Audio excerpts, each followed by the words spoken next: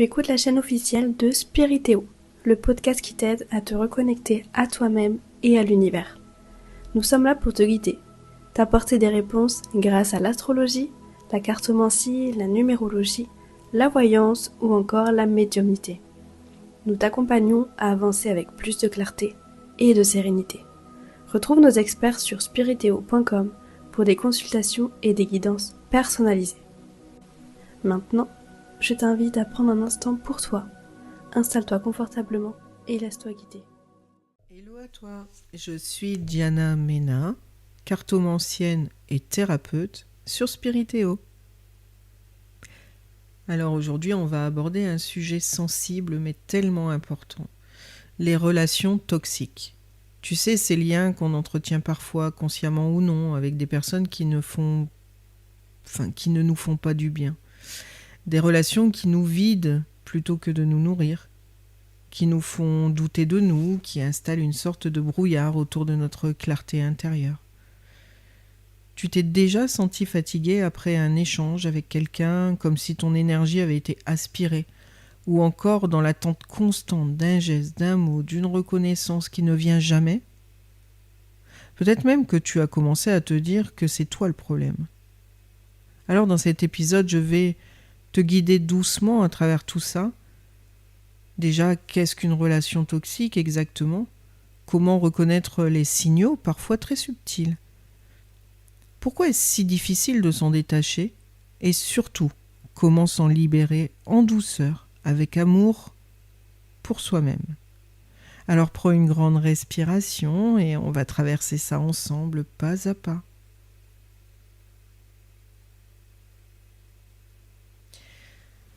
Une relation toxique, c'est comme une plante qu'on arrose chaque jour.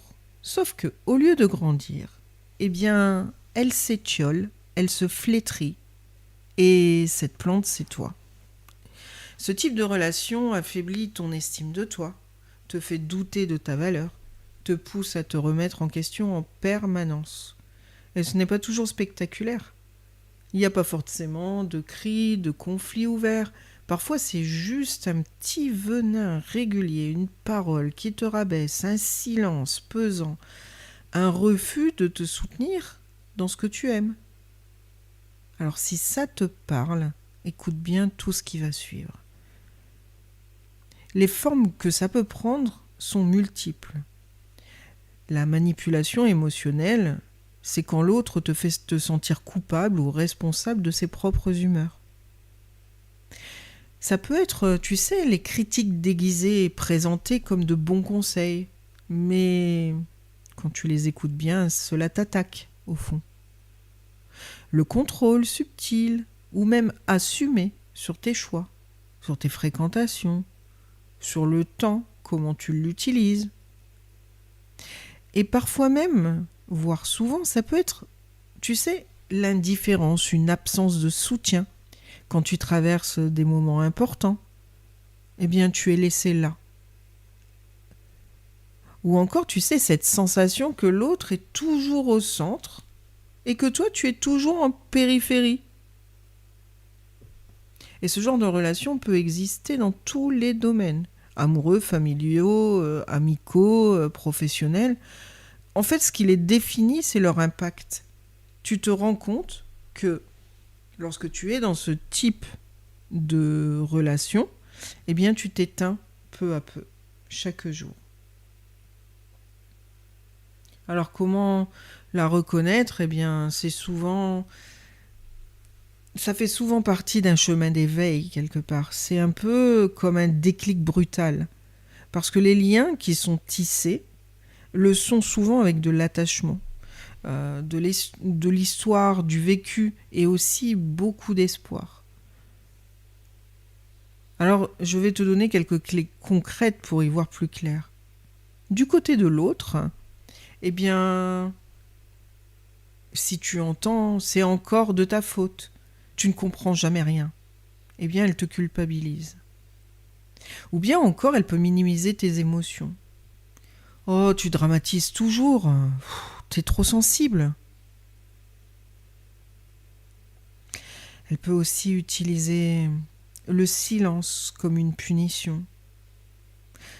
Ou alors, elle peut même retourner systématiquement la situation vers toi pour ne pas assumer. Ou alors elle va t'invalider ou t'interrompre toujours quand tu parles, et ça te fait te sentir insignifiant. Et de ton côté, tu ressens un mal-être diffus, comme un fond d'anxiété ou de tension.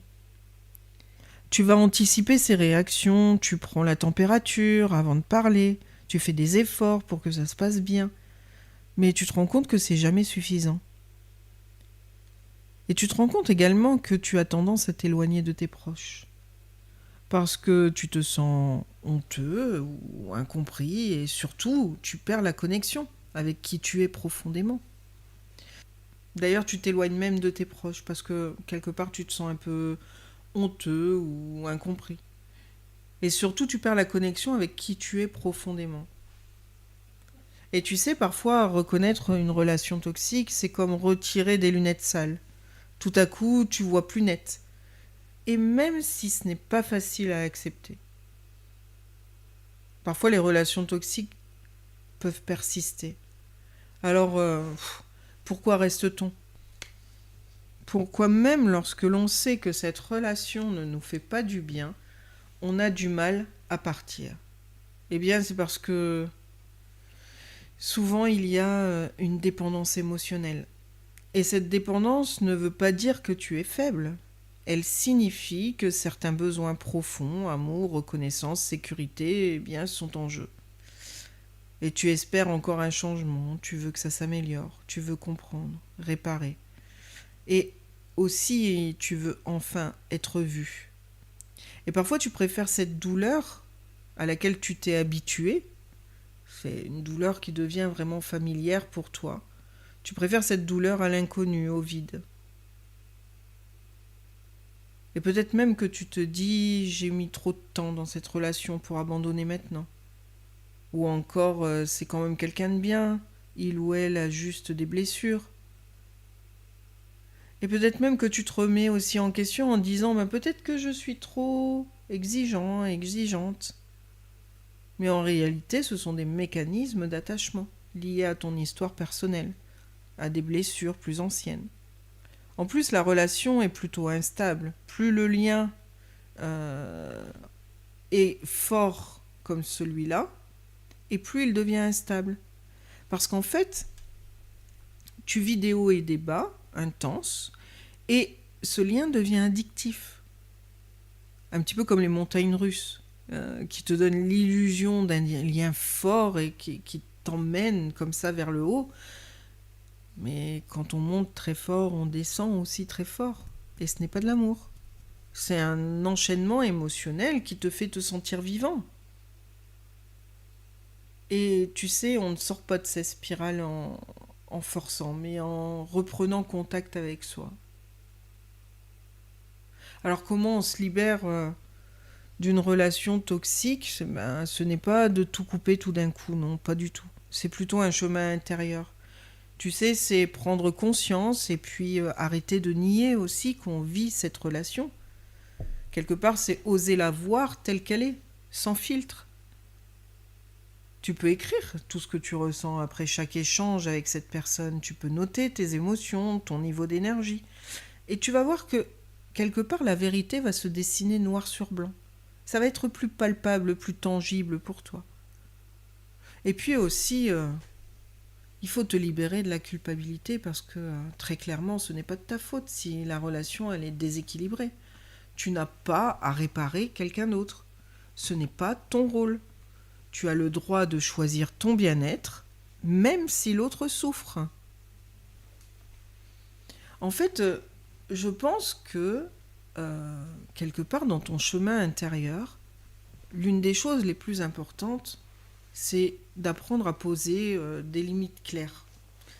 Apprendre à dire non, même doucement, mais le dire. Apprendre à refuser les remarques blessantes, à ne plus justifier tes choix. Tu peux dire, écoute, moi je ne me sens pas respectée quand tu parles ainsi. Je préfère qu'on en reparle plus tard. Et si l'autre ne respecte pas ta limite, eh bien en réalité, tu te rendras bien compte que ce n'est pas toi le problème. Tu sais, tu peux te reconnecter également à toi, alors pas juste en sortant de la relation, mais en redécouvrant, tu sais, tout ce que tu aimes toi et tout ce qui t'inspire. Euh, de mettre ton énergie dans des choses douces, puissantes, tu sais, les choses qui te font te sentir vivant. En fait, quelque part, même, tu peux te faire accompagner si tu sens que tu as besoin de soutien. Tu peux peut-être rejoindre des cercles de personnes qui vivent des relations toxiques, ça existe. Le tout, c'est de ne pas te sentir seul. Après, eh bien, il peut être nécessaire de vraiment couper les liens. Parfois, il faut partir et bien sûr que c'est courageux. Et ce n'est pas un échec. C'est un choix d'amour pour toi. Et souvent, même si c'est douloureux, au début, la paix revient. Tu retrouves ta clarté, ta force, ta lumière. Tu retrouves vraiment qui tu es. Les relations toxiques ne sont pas toujours évidentes à identifier. C'est pas la chose la plus facile parce que, comme je l'ai dit plus haut, c'est vraiment parfois subtil et insidieux. Et puis, en règle générale, eh bien, on a tendance à trouver des excuses à l'autre. Parce que de toute façon, souvent, l'autre a eu un passé un peu chaotique. D'ailleurs, pour qu'il agisse comme ça, c'est qu'il a eu un passé un peu chaotique. Qu'il a des blessures qui ne sont pas réglées.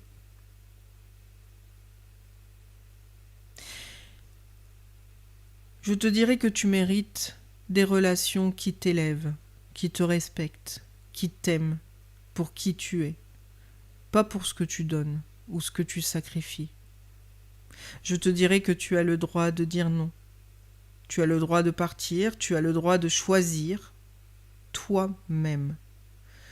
Si tu reconnais des situations dans ce que je viens de dire, ou si tu te reconnais dans ce que je viens de partager, je t'invite simplement à te poser cette question simple. Qu'est-ce que je mérite vraiment dans une relation ? Et puis n'hésite vraiment pas à te faire accompagner, parce que tu n'as pas à faire ce chemin seul. Donc je suis là si tu ressens le besoin de parler, de clarifier, ou juste de déposer ce que tu vis. Et tous les experts de la plateforme Spiritéo également. Merci d'avoir pris ce moment pour toi. Merci pour ton cœur, pour ton avenir. Alors je t'envoie toute ma tendresse, car tu es quelqu'un de précieux et tu mérites le meilleur.